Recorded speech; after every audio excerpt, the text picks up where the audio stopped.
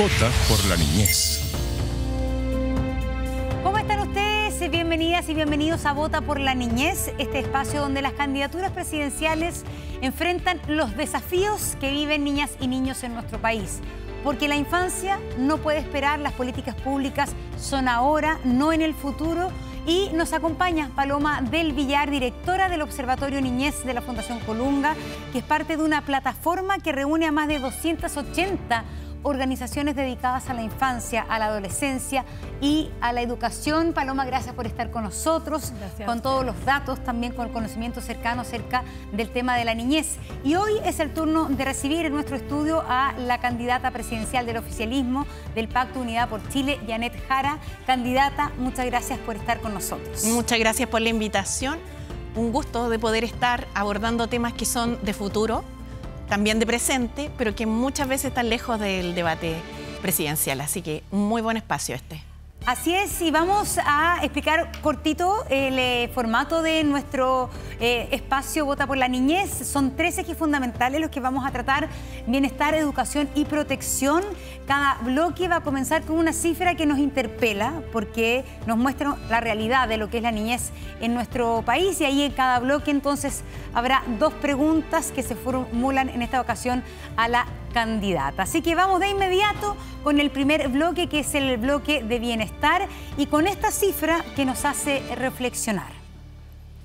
Atención con ella, porque 1 de cada 2 niños y niñas en Chile vive en barrios con violencia crítica, peleas frecuentes y balaceras, esto según la CACEN del año 2022. ¿Qué significa esto en concreto? Según también otro tipo de estudios, según también el reporte que hacen los especialistas del tema, es parte de lo que nos cuenta Paloma. Bueno, de más está decir, cierto, que vivir en un barrio con violencia crítica impacta profundamente en el bienestar. Y lo que hemos visto, lamentablemente, es que esta cifra ha ido aumentando con el tiempo. En 2015 era 37%, hoy día casi la mitad. Y otros estudios nos muestran, ¿cierto?, cómo los niños que viven en estos barrios con violencia crítica, además de estar expuestos a la violencia, juegan menos afuera, están más en las pantallas y valoran menos su barrio. Obviamente esto es una amenaza para el desarrollo integral, ¿cierto? Hay que recordar que niñas y niños están en un proceso de desarrollo y que necesitan entornos estimulantes para que puedan desarrollar todo su potencial. Y en relación a este tema tenemos la pregunta que nos hace llegar Amaru, que es de la comunidad de NTV de La Serena. Escuchémosla. Hola, mi nombre es Amaru Zúñiga, tengo 10 años y vivo en la ciudad de La Serena. Casi la mitad de los niños y niñas que viven en Chile no pueden salir a jugar ya que tienen miedo y viven en un lugar peligroso. Usted, en su mandato, ¿qué acciones concretas realizaría para disminuir la cantidad de niños y niñas con violencia en su entorno? Bueno, es clarísimo lo que decíamos en nuestra cifra, lo que nos también detallaba Paloma y lo que dice Amaru. El tema de la violencia, específicamente el cómo en el cotidiano la violencia para tantos niños es de alguna manera lo que está marcando sus vidas, candidata. Sí, es muy lamentable. Yo creo que las cifras muestran lo que de alguna u otra forma uno también recoge de opiniones en el país, ¿no? Pero a mí me gustaría, antes de enunciar algunas medidas concretas, decir 2 cosas. A mi entender, en Chile no hay barrios violentos, sino que lo que hay son barrios que han sido violentados. Violentados por la ausencia de un Estado presente, de un municipio presente, donde la gente se levanta muy temprano para salir a trabajar y deja muchas horas solas a sus hijos, donde el acceso a los servicios públicos se hace complejo, donde además los espacios públicos han sido muchas veces tomados por el crimen organizado y el narco. Y lo segundo es que creo que tanto la niñez como la juventud en Chile, sobre todo la juventud, no son un peligro. Lo que sí es que están en peligro. Y creo que hay que tener esta perspectiva previa, porque las políticas públicas que implementemos tienen que tener a la vista que los niños, niñas y adolescentes son personas, son sujetos de derecho y no se merecen vivir en esta situación. Paloma lo señalaba, ¿no?, que impedía el desarrollo integral de los niños y niñas. Yo creo que hay un ámbito que se conversa poco de esto, pero influye mucho también en su salud mental. Ya vimos los estragos que causó la pandemia, que los niños tuvieron que estar encerrados a la fuerza, y luego nos pasa esta situación donde hay temor de que salgan a la calle. Por eso dentro de mi programa de gobierno se van a tomar medidas en distintas dimensiones. Una de ellas dice relación con extender el seguro escolar también para atención en salud mental. La segunda de ellas es fortalecer el plan de mejoramiento de barrios, porque queremos que efectivamente los espacios públicos vuelvan a ser espacios comunitarios. Si uno lo ve, en las poblaciones, en las villas, en los barrios donde hay más presencia comunitaria, hay más posibilidad de que los niños salgan a la calle y no sean estos espacios tomados o por el crimen organizado o por el narco. Por eso creo que además hay una tercera dimensión que uno dice cómo se vinculan estas cosas, pero tienen una vinculación muy esencial. A mí me gustaría que en nuestro país existieran muchas más canchas como espacios deportivos. Y por eso también proponemos más canchas en los barrios, ¿cierto? Que nos permitan, yo diría, tener lugares donde los niños puedan salir a practicar deporte y de paso además combatir otras cosas como la obesidad y el sedentarismo. ¿Y en definitiva, motivar finalmente, candidata? Porque las candidaturas presidenciales en general dicen más canchas, sí. Pero hoy día la competencia a el deporte es que los niños, bueno, están muy solos, muchas veces sí. No pueden salir a la cancha porque hay una sensación de inseguridad tan grande que las madres, los padres o quien esté al cargo del cuidado de los niños dice no salga a la calle. Claro. Que la calle es el problema, es lo que decía Amaru de La Serena, la calle es el problema. Sí. Entonces, ¿en qué medida hoy día hay que generar no solo espacios, sino organización comunitaria? Pero ¿quién protege o cómo se protege también a esos niños? Sí, mire, de lo que uno puede conocer de las experiencias que hay algunas que efectivamente han tenido buenos resultados. Y son cosas, Montserrat, de las cuales, por ejemplo, iluminar los barrios juega un rol importante. Lo digo porque de repente se piensa que estos son solo grandes medidas casi desde el punto de vista teórico, pero que los barrios tienen bajadas concretas. O sea, por ejemplo, en las plazas, donde se han tomado el espacio la gente que consume droga, alcohol y otras cosas, ¿cierto? Los niños van y lo que hay es vidrio en el pasto, o donde hay pasto, ¿no? Candidata, entonces la organización comunitaria ahí es vital, la organización de los vecinos. Usted habla, ¿cierto?, de las canchas y tener alternativas para los niños. En su programa también habla de las escuelas abiertas. Sí. Hoy día hay un programa que ha sido bien evaluado, que es el 4-7, pero que su cobertura es de menos del 1% de los niños que lo necesitan. Entonces, en concreto, porque el espacio público se demora tiempo en recuperarse, pero los niños están viviendo esa realidad hoy día. En concreto, ¿usted va a dar más alternativas para los niños? No, el 4-7, mire, yo creo que es un gran programa. Para los que no lo conocen, es el que le permite, ¿cierto?, muchas veces a las madres trabajadoras tener con quién dejar a los hijos después de la jornada escolar y antes de que termine la jornada laboral de uno. Si eso es lo que en la realidad pasa. Nosotros queremos duplicar su cobertura y sabemos que todavía es poco, pero esto también requiere recursos.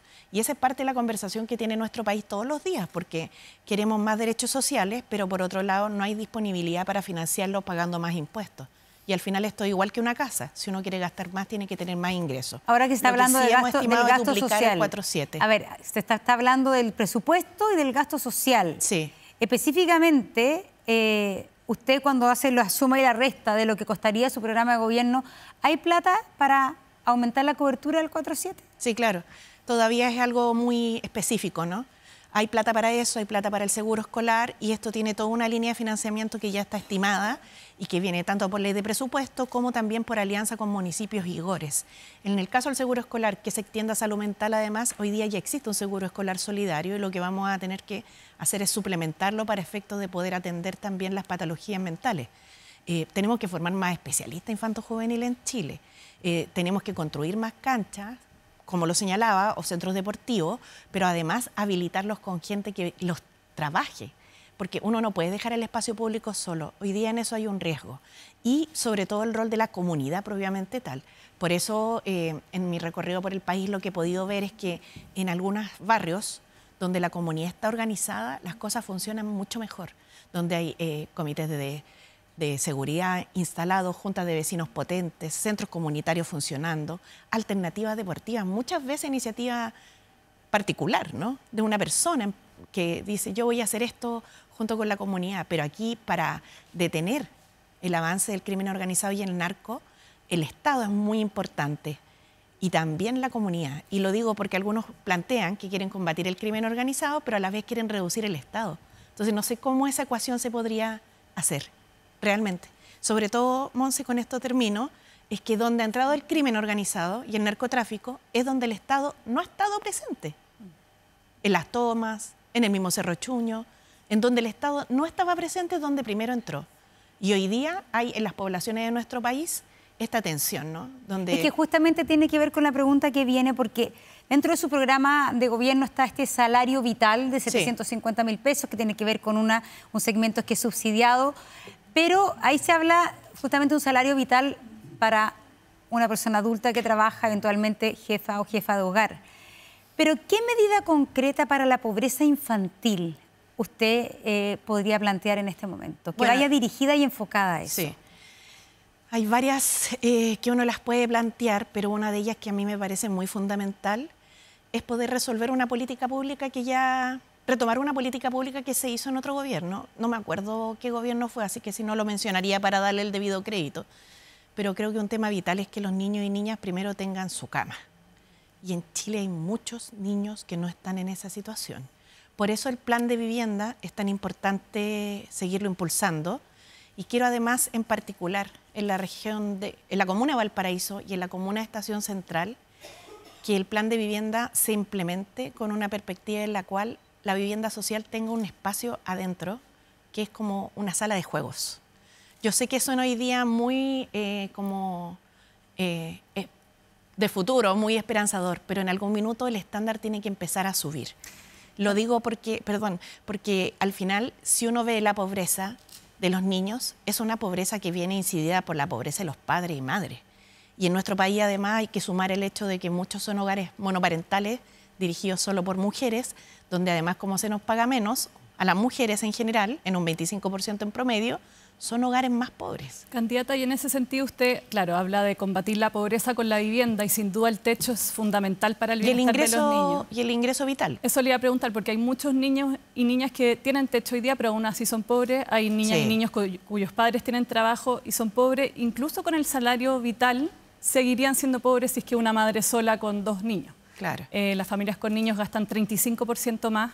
Entonces, ¿hay alguna medida específica para aquellas familias con niños, más allá de si su padre trabaja o no trabaja, o más allá de si tiene o no tiene techo, para asegurar ese mínimo que consideramos para la canasta básica? Mira, yo entiendo la pregunta así como si hubiese algún tipo de subsidio en especial dirigido a los niños, y yo la verdad creo que en esta materia lo que nosotros tenemos que tratar de avanzar es ver dónde tenemos las principales brechas. Una brecha principal que no va dirigida al niño, va dirigida a la familia, pero que incide directamente en el niño, es el acceso a la salud mental, es el derecho a la vivienda, es tener un ingreso que a la familia le permita llegar a fin de mes. Si nosotros hacemos bonos asociados a los niños, efectivamente hoy día hay un sistema de seguridad y oportunidades que entrega algunos bonos por presencia escolar, ¿cierto?, por rendimiento escolar, por acceso al control sano, pero los resultados de esos programas, si uno los ve en perspectiva, tampoco han sido tan efectivos, porque son bonos que se generan de forma muy focalizada y de bajo monto. Entonces, yo creo que más que anunciar nuevos bonos, lo que hay que hacer es revisar la oferta pública que tenemos y concentrarla en las que son brechas estructurales. Si la pobreza en Chile, y déjenme decir también el desincentivo a la natalidad, tiene mucho que ver con una pobreza estructural. No lo va a solucionar un bono. Yo veía la otra vez la propuesta de algún candidato que decía que con un bono de $1 millón iba a promover la natalidad. No sé, yo creo que los que han tenido hijos e hijas saben que con $1 millón igual ayuda, pero durará 2 meses. El problema es que si la gente no tiene trabajo, no tiene un salario que le alcance para vivir, no tiene una casa y no tiene acceso a la salud, difícilmente se va a decidir a tener hijos. Vamos al siguiente bloque temático, que es el bloque de la educación, y vamos también con una cifra que ilustra nuestra realidad. En kinder y en prekinder, 1 de cada 2 niños y niñas faltan a clases más de 1 mes y medio al año. Estamos hablando de ausentismo escolar. 1 mes de, el fondo, ausentismo preescolar, podríamos decir. 1 de cada 2 niños, la mitad. La verdad es que faltan más de 1 mes a clase, 1 mes y medio. Paloma. Sí, acá estamos hablando de una cifra altísima, que la pandemia tuvo un impacto, pero en la educación preescolar no tanto. La cifra es bien parecida a la que teníamos antes de la pandemia. Y quizás aprovechar esa cifra para profundizar en lo importante que es la educación preescolar para el desarrollo integral. Hoy día sabemos, ¿cierto?, hay múltiples estudios que muestran que la educación y el cuidado de calidad desde los primeros años puede cambiar la vida de las niñas y los niños. Y además está decir que hay muchos estudios que muestran cómo el ausentismo en esta etapa también impacta, por ejemplo, en el CIMSE de cuarto básico y en el de segundo medio. Tenemos datos hoy día en Chile que muestran esa relación. Entonces, acá creo que es importante conversar de esta educación inicial, ¿cierto? Sí, justamente, Totalmente. ¿cómo fortalecer, candidata, la educación inicial? Estamos hablando de esta educación de los 0 a los 5 años. Estamos hablando de sala cuna y jardines infantiles. Claro. ¿Cómo fortalecer eso para que efectivamente la educación inicial hoy día no tenga cifras como las que estamos revisando? Sí. Y al tiro digo las propuestas, pero y una reflexión más a propósito de lo que usted señalaba del CIMSE, ¿no? La falta de educación inicial o la discontinuidad que hay produce además también desigualdad social. Los niños que tienen un acceso, yo diría, una educación temprana, continua y de calidad, evidentemente van a tener buenas oportunidades en relación a los niños que no tienen estas posibilidades. Y a mí me gustaría pensar en un Chile donde los niños tuvieran todas las mismas oportunidades y que no les cueste tanto como a las generaciones pretéritas nos costó. Mire, en materia de escolaridad, lo que nos ha pasado en el país es que se ha hecho bastante inversión en educación superior, pero se ha dejado un poco de lado de la educación inicial. Creo que hoy día hay un proyecto de ley que es el de sala cuna, ¿cierto? Que yo espero seguirlo impulsando si es que no logra salir en este periodo, pero ese proyecto de ley lo que hace es generar algunas condiciones en materia educativa, otras condiciones en materia de financiamiento. Son dos proyectos distintos porque esto es un seguro social que se va a financiar, pero nos siguen faltando, yo diría, sala cunas, propiamente tal, construidas, y nos siguen faltando además nivelar al personal de Junji, de Integra y de BTF, que cumplen el mismo rol, pero son muy distintamente remunerados. En cuarto lugar, creo que además hay un tema que tiene mucho que ver con la valoración que se hace de la educación inicial y que tiene que ver, yo diría, con que se pensó mucho tiempo que eran como especie de guarderías y no se valora en su justa medida de qué es lo que realmente implica para la base cultural y educativa de esta persona que hoy día es pequeña, ¿cierto?, de edad, pero que mañana va a ser un ciudadano integral. Así que nosotros porque está instalado muchas veces que es mejor que el niño se quede en la casa. Harto tiempo está instalada esa idea. Está instalado hasta el día de hoy, Claro. por diversas razones. Porque entre movilizarse al lugar donde está el jardín infantil, entre Ya es un tema. que obviamente que es Los mejor que horarios en los que o que la atienden. cuide mejor la abuela mientras la mamá trabaja, porque es más seguro. Por un montón de razones. Y porque no se enferman, que yo creo que esa también y que no es se una enferma. razón. Es decir, el tema del jardín infantil es decir, yo no lo quiero llevar porque se enferma. ¿Cómo Y se lograr enferma, que es verdad. revertir esa constatación que uno tiene quizás como Sí. también como madre? ¿Cómo revertir un tema que es incluso el valor de llevar al niño al jardín infantil versus dejarlo en la casa? Bueno, yo creo que aquí lo principal es lo que señalaba, ¿no? Que es valorizar lo que pasa en esta etapa de formación del niño y la niña. Hay una cosa que yo lo señalaba con anterioridad. Muchas veces se piensa que esto es parte de como una especie de guardería o para que comparta con amiguitos, sobre todo cuando se trata de hijos únicos. No sé si les ha pasado, pero una que tiene hijos únicos pensaba así. Y en realidad es algo mucho más integral. El tema sí es que tenemos brechas importantes. Primero, de cobertura, es decir, de existencia de esa laguna. Segundo, de condiciones laborales de quienes cumplen esta labor, que no es menor porque para que los niños y niñas vayan también, quienes las reciben, porque son casi todas mujeres, tienen que estar también relativamente satisfechas con el reconocimiento del aporte que hacen, que son las trabajadoras de los jardines infantiles. Candidata, y en ese sentido usted habla de fortalecer y equiparar BTF y Junji Integra. Sí.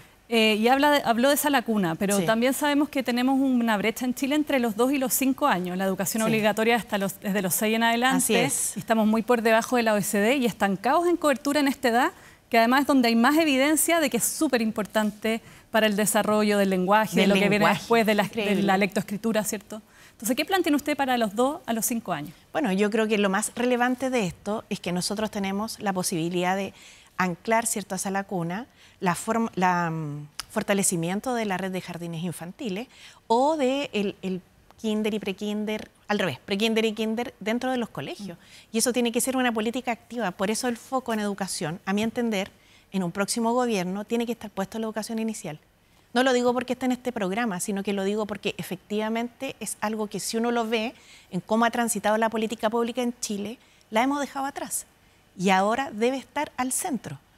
Sobre todo hay una cosa que de repente nosotros no vemos el impacto que esto tiene, pero no me acuerdo hoy día la fuente y no quiero cometer un error de cifras, pero efectivamente recuerdo que en una de las cifras que estuve viendo, la formación de un niño que va a un buen jardín versus un niño que no va a jardín o que pertenece también a un sector más empobrecido, en el desarrollo del lenguaje, esto medido en cantidad de palabras, es una diferencia abismante. Entonces, no puede ser que la desigualdad venga desde la cuna. Eso yo creo que es algo, y eso pasa por desafíos laborales para las trabajadoras, de infraestructura para la generación de servicios, pero también culturales nuestros, de la importancia que esto tiene, de la relevancia que esto tiene para el desarrollo de una sociedad cohesionada en el futuro. Si no, desde guagua estamos generando ciudadanos de primera y segunda clase. Vamos con la siguiente pregunta, que también es sobre educación, y usted puede elegir una de estas tarjetitas, candidata. Y me la pasa, y se la leo. Ya. Elegí la más larga. Mira, no sé, pero no sé si la tomaré en cuarto. Pero interesante. El CIMSE muestra todos los años una fuerte brecha según el tipo de colegio. Un ejemplo, en cuarto básico, 7 de cada 10 estudiantes de colegios privados alcanzan el nivel adecuado en lenguaje, pero en los subvencionados logra menos de la mitad y en los públicos apenas 4 de cada 10, así, en escalerita. Brutal. ¿Cómo planea reducir la brecha del aprendizaje entre estudiantes de diferentes niveles socioeconómicos? Estábamos hablando, el tema de la brecha en lenguaje, y también está el tema de la ciencia y las matemáticas. Y la lectoescritura. Exactamente. ¿Qué planes concretos usted propone para el país? Yo quisiera hacer al menos 3 cosas en esta materia. Lo primero es propender a una actualización curricular, que creo que es muy importante. Tengo la claridad de lo que todos los equipos que me apoyan en materia educativa, que la forma de educarse en Chile sigue siendo muy tradicional respecto de cómo están ocurriendo hoy día las cosas en el mundo, ¿no? Y de alguna otra forma el acceso a las tecnologías es algo que puede contribuir a nivelar un poco la cancha. No es como cuando nosotras a lo mejor éramos estudiantes, que dependía, por ejemplo, la posibilidad de leer o no leer un libro, si el colegio tenía o no tenía una biblioteca. Y uno leía, no sé usted, yo por lo menos en el colegio que estudiaba, un libro al año. Brutal. Yo veo hoy día a los chicos y leen un libro por mes y eso es bastante bueno, pero eso no alcanza a llegar a todos los barrios. Tenemos más de 1000 escuelas que quedaron muy dañadas después de la pandemia y tenemos un plan de fortalecimiento de esas 1000 escuelas, aproximadamente de 600 millones de pesos por cada una de ellas, y también se cuenta con los recursos redestinando algunos temas dentro del propio presupuesto del Ministerio de Educación, pensando en mejorar la calidad. Creo que es algo vital. Otra de las cosas que uno puede ver en materia de accesibilidad de los colegios es donde efectivamente están esta clasificación de particulares, subvencionados y públicos, pero también yo haría una subdistinción entre los rurales y los urbanos. Y en la ruralidad hay que generar que la red 5G termine de llegar a todo Chile. O sea, de verdad que hoy día todo el acceso a la tecnología o a Internet, por decirlo más concretamente, democratiza mucho las posibilidades de nivelar en educación. Y si uno lo ve, muchas veces hoy día los jóvenes y los niños y niñas se están informando de esa manera. Entonces, ¿y qué opina de lo que está pasando? Porque hay una cosa bien paradójica. Los colegios de las clases más acomodadas, incluso de las comunas con más dinero, hoy día están restringiendo el uso de celulares en los colegios. Es algo que está partiendo de alguna manera de aquellas personas, aquellos niños que tienen más oportunidades, los que dicen los celulares fuera. ¿Usted sería partidaria de planteárselo como país? Australia se lo planteó como país, diciendo los celulares fuera del colegio. ¿Qué opina de eso? Yo creo que los colegios que han tomado esta medida es porque han visto lo que uno muchas veces ve también en su propia casa. Es verdad que ahí se abren oportunidades, ¿cierto?, para poder acceder a más información, educarse más, pero también para estar pegado todo el día al celular y no tener un diálogo, no tener una conversación y francamente no estar presente. Si usted me pregunta a mí si la mejor medida es retirarlos, así como medida punitiva, yo creo que esa es una discusión que tiene que dar cada comunidad educativa. Pero es evidente que hay también algo de adictivo en las aplicaciones que hoy día se promueven y claramente al menos debe tener una regulación en el uso de las horas. O sea, de ninguna manera usarse dentro del horario de clase. No puede ser que la profesora esté hablando, el profesor esté hablando y el estudiante esté conectado al celular. Salvo que se le encargue buscar alguna tarea que es algo distinto, ¿no? Candidata, no puedo dejar de preguntarle esto. Usted habla de una actualización curricular. Sí. En Chile hoy día destinamos menos horas del currículum a lectoescritura que el resto de los países de la OCDE. Y tenemos este problema, ¿cierto?, con la brecha del lenguaje, de la escritura, de la lectoescritura. La lectoescritura es una habilidad fundamental para usar cualquier tipo de tecnología, cualquier tipo de trabajo, y es la habilidad clave no del siglo XXI, sino de siempre. Entonces, ¿tiene usted un plan para mejorar la capacidad lectora de nuestros niños y niñas? Mira, estoy no solo de acuerdo y no solo para los niños. Después, si me permiten contarles una cosa que he pensado en tema de lectoescritura. No solo para los niños. Si nosotros tenemos hoy día, hemos pasado varios momentos en la educación. Recuerden ustedes cuando alguien no pasaba primero básico sin saber leer y escribir y no repetía. Después esto como que se extendió. Después vino además la pandemia que dejó una tremenda escoba en este tipo de materia. Si nosotros vemos, creo que la lectoescritura es como la habilidad base. Y creo que los primeros 2 años de formación en esto son vitales. Yo espero contar con la colaboración a través del Colegio de Profesores, de los especialistas de educación, en poder levantar un plan que efectivamente la fomente de una manera que sea comprensiva. Porque una cosa es saber juntar las letras y otra cosa es entender lo que se está leyendo. Y ese problema no es solo de la infancia. En Chile tenemos problemas de este nivel también más arriba en la adultez. Y lo que les quería contar adicional es que si uno ve en las cifras de nuestro país, hay más de 2 millones de personas que no lograron completar su educación, pero que además paulatinamente van cayendo en el analfabetismo.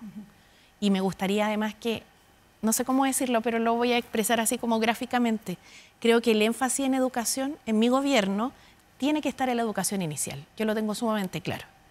Pero también me gustaría que hubiese una patita importante en educación de adultos. ¿Sabes? Lo que pasa es que estamos es como los dos extremos de la edad, pero de esta parte de los adultos nadie conversa, porque a la gente le da mucha vergüenza hablar de eso. Y uno lo ve en el día a día con la gente que va conociendo. Y lograr que los niños de hoy día no lleguen adultos. Así. Y además, yo diría que lo más importante, y por eso es tan importante aquí la opinión de los expertos, y los presidentes, las presidentas tienen que saber rodearse de gente que efectivamente sea especialista en las temáticas. Yo agradezco mucho al equipo de educación que me ha acompañado en la construcción de nuestro programa y espero que me acompañe después también cuando sea presidenta en buscar los incentivos adecuados, pero no solo para juntar letras, sino que para entender lo que se lee. Vamos a seguir conversando. Muy Estamos importante. aquí en Vota por la Niñez. Vamos a hacer una breve pausa y regresamos de inmediato. Vota por la niñez. Vota por la niñez. Así es, regresamos en nuestro segmento Vota por la Niñez, donde queremos poner el tema de la infancia en el centro de la discusión y de la atención del país a propósito de la próxima elección presidencial. Y en este último bloque vamos a hablar de protección de la infancia y de todo el sistema que se encarga de resguardar a los niños, a las niñas y adolescentes de nuestro país que han sido gravemente vulnerados en sus derechos. Vamos con la siguiente cifra para darnos una idea de lo que está pasando, porque una de cada tres residencias de nuestro país, las residencias de protección, está sobrepoblada.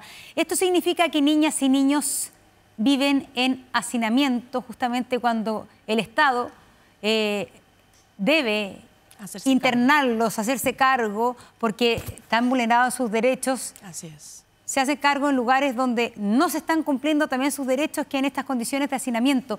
Pero vamos a hablar de eso, candidata, pero quizás usted tiene un plan que ha llamado Plan Niñez Segura. El tema es cómo se trabaja finalmente la prevención de verdad respecto a todos los sistemas familiares, a los sistemas sociales, para evitar que esos niños finalmente lleguen al sistema. Sí. Una cifra que nos da la idea de lo que está pasando. Hoy, todos los años entran más niños al sistema de protección de los que nacen en Chile. Es decir, esto es un problema que involucra a cientos y a miles de niños todos los años. Sí. Yo creo, Monse, que hay un tema bien vital y que muchas veces causa este ingreso de los niños y niñas al sistema, ¿no? Y que tiene que ver con la violencia intrafamiliar, que ha sido por mucho tiempo subvalorada en la complejidad que tiene y en las consecuencias que genera. En mi gobierno quiero hacer un esfuerzo importante por visibilizar la prohibición absoluta de la violencia hacia las niñas y niños. hay además otros temas que tienen que ver con cosas que han ocurrido en el país y que son de repente vergonzosas decirla, pero que son realidad. Mucho tiempo los niños y niñas fueron abandonados en las condiciones de mantenimiento económico por parte de sus padres. Me refiero en particular al pago de las pensiones de alimentos. Y hoy día esto, cierto, tiene una ley donde se ha podido hacer recuperación de algunas de esas cifras a través de la reforma que se hizo en este gobierno, pero que no sé si se acuerdan cuando nos enteramos en la pandemia, ¿no? Que cerca del 80% de los papás no cumplían con sus obligaciones, y eso también expone a las familias a una violencia económica importante. Entonces son ámbitos que van conversando de manera muy negativa porque se van sumando. Por un lado la exposición a los riesgos de la violencia, por otro lado la exposición de los riesgos de carácter económico. Y lo tercero es el entorno, porque evidentemente generar entornos seguros involucra la posibilidad realmente de tener a padre y madre presente o a un adulto responsable presente, que esté atento a lo que ese niño y niña está sintiendo, experimentando y viviendo. Candidata, usted habla, ¿cierto?, del núcleo familiar y cómo la violencia intrafamiliar, a veces también creemos que los niños son solo testigos, cuando en realidad ser testigo es ser víctima de la violencia. No, y muchas veces son víctimas directas. Y también son víctimas también directas. También es una realidad. Muchas veces. ¿Tiene algún programa o alguna propuesta para prevenir la violencia? Porque como dice usted, obviamente el estrés económico, la salud mental de la familia, todas las circunstancias de vida van a afectar en que esto sea más probable. Entonces, ¿tiene alguna medida preventiva? Hoy día el Estado no gasta mucho en prevención. Sí, gasta poco en prevención. Me gustaría a mí mucho extender el programa Lazos, ¿no? Que ha tenido una bien buena ejecución. No sé si lo conocen, es un programa, bueno, me imagino usted sí, de intervención integral. Creo que además hay que instalar en definitiva las oficinas locales de niñez que han estado instalándose bien lentamente y que forman parte de la estructura del aparato del Estado para apoyar a las familias ante estos temas que enfrentan. Pero me gustaría además hacer una campaña nacional que sancione, en realidad que ayude a prevenir, pero que en definitiva también ponga el foco en la sanción a la que se exponen los que golpean a los niños o que los hacen ser testigos de esta violencia. Y lo digo porque se ha levantado en estos últimos años con mucha fuerza el tema de la violencia intrafamiliar hacia las mujeres, que lamentablemente todavía no logramos derrotarla, pero aquí los niños y niñas son también víctimas, Y han habido ahora unos casos bien recientes de agresión a lactantes, o sea, a guagüitas básicamente, que uno realmente no puede entender. Entonces yo quisiera que hiciéramos, por un lado, la parte institucional, ¿no? Fortalecer el programa Lazos, instalar en definitiva las oficinas locales de niñez, todo lo que es el servicio de protección, ¿cierto?, a la niñez y la adolescencia, terminar también de instalarlo de buena forma, porque ha sido una transición larga esto, pero también, como digo, hay un tema que tiene que ver con abrir vías de denuncia, informar y hacer toma de conciencia de lo que es la violencia contra los niños y niñas y de las consecuencias que esto tiene. Así es, vamos con la siguiente pregunta sobre protección. Puede elegir una de las tres tarjetitas amarillas. Pregunta número 7. 1 de cada 3 residencias de protección está sobrepoblada, lo decíamos. Esto significa que niños, niñas están viviendo en hacinamiento. ¿Qué medidas adoptará para evitar estos sobrecupos que hoy día están afectando a muchas residencias de protección? Hay una realidad, finalmente, que hoy día ni siquiera quienes podrían presentarse para hacerse cargo de una residencia lo están haciendo. Hay un desinterés muy grande respecto a prestar ese servicio. Bueno, hay un desinterés que tiene mucho que ver con el déficit financiero que los organismos colaboradores han estado experimentando en este tiempo. Y eso también es parte de una realidad. Si nosotros vemos, los organismos colaboradores están más de un 20% en déficit para poder cumplir con su labor, y si tenemos además condiciones de hacinamiento es bien difícil que puedan expandir su oferta. Y yo creo que aquí hay que hacer una apuesta por la niñez. Nosotros hemos tenido casos dramáticos en el país, se han conocido por parte de la opinión pública, hemos tratado de hacer el cambio de un sistema a otro, no ha sido fácil tampoco, pero es algo en lo cual, si uno lo ve, es como una inversión muy importante para el futuro. No es solo un gasto, es una inversión. Entonces, yo lo que creo es que aquí hay que mejorar la calidad, o sea, la cantidad de recursos que se entregan a los organismos colaboradores. Creo además que los organismos colaboradores deben estandarizar Yo sé que hay muchas reglas y normas que regulan esto, ¿no? Pero deben todos de alguna u otra forma estandarizar los reportes que se hacen de la situación que se está viviendo al interior de los propios residencias. Y en tercer lugar, si es necesario ampliar la oferta, creo que hay que hacerlo, pero me gustaría más a mí que lográramos detener el aumento de estas cifras.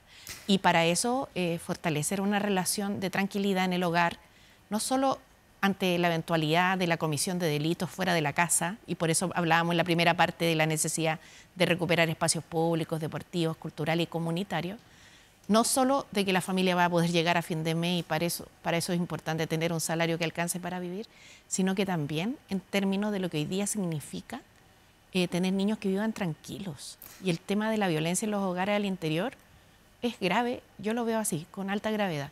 Y lo veo además como que todos pueden decir lo mismo, pero igual sigue ocurriendo. Y lo peor es que muchas veces las personas te comentan que hacen la denuncia y esa denuncia no sigue un curso. Entonces como que hay una desilusión, dice, ¿para qué voy a denunciar? Candidata, y volviendo al tema de las residencias, porque finalmente estamos ante una crisis de que sin duda hay que prevenir, pero también tenemos que hacernos cargo de esos niños que hoy día están siendo de alguna manera revictimizados por no tener las condiciones mínimas para vivir y para poder reparar, ¿cierto?, el daño que han vivido. Tienen. Entonces, en su programa, en sus lineamientos, ¿cierto?, no hay mucha alusión al sistema de protección como tal. ¿Va a tomar alguna medida en los primeros años, dado la emergencia que esto supone? Bueno, a mí lo que me gustaría es ver bien cómo suplir el déficit que hoy día están experimentando los organismos colaboradores. O sea, yo eso lo digo directamente porque yo sé que eso involucra recursos y estamos en un país en el cual tenemos más demandas sociales y tenemos los mismos ingresos de siempre. Entonces uno tiene que ver dónde prioriza. Pero en este caso, primero es una situación bastante crítica. Y segundo, si uno lo mira en términos numéricos de todo lo que es el aporte del Estado o los ingresos del Estado, no es algo que vaya a hacer que el Estado quiebre, por el contrario, va a hacer que el Estado en el futuro ahorre, porque es una inversión tener una niñez sana. Yo lo veo así. Por eso, mire, hay varios candidatos que proponen reducir los ingresos del Estado. Yo lo que me pregunto es qué es lo que vamos a dejar de financiar cuando lo que está ocurriendo en la ciudadanía es al revés. Se requiere más apoyo y los niños son un claro ejemplo de esto. Estamos llegando al final de nuestro programa respecto a lo que son las políticas públicas en cuanto a la infancia y la adolescencia. A ver, hagamos el ejercicio, su último año de gobierno, su última cuenta presidencial o quizás su discurso de despedida. ¿Cuál sería para usted el legado que le gustaría dejar Janet Jara como eventual presidenta de la República en cuanto al tema de la niñez? Sabemos que ni siquiera en cuanto al tema de la niñez, sino que en general. Es que tiene que ver con la niñez, pero es lo que a mí me gustaría que mi gobierno pudiera así como dejar como legado, es que a las niñas, niños y adolescentes tengan más oportunidades y no les cueste tanto como a las generaciones anteriores les costó. Lo digo porque muchos de nosotros tuvimos que trabajar desde muy temprana edad, cosa que no corresponde. Muchos no pudieron acceder a los estudios formales, cosa que tampoco corresponde, ni a una familia donde el amor sea lo más presente. Yo quisiera que Chile se reencuentre como una gran familia y ahí las niñas, niños y adolescentes son fundamentales. Por cierto, lo más concreto, me gustaría mucho que el control que se ejerce por parte de algunas bandas organizadas en algunos sectores del país ya no existiera. No hubiesen más esos fuegos artificiales malditos que generan tanta inquietud, o narcofunerales, o todas las cosas que nos podamos imaginar, pero esa es una tarea que tenemos que construirla en unidad nacional. Muchas gracias, candidata, por haber estado con nosotros. Aquí estamos una vez más conversando sobre niñez, sobre políticas para la protección de la niñez y la adolescencia en nuestro país. Paloma del Villar también, muchas gracias. Y nos vemos luego.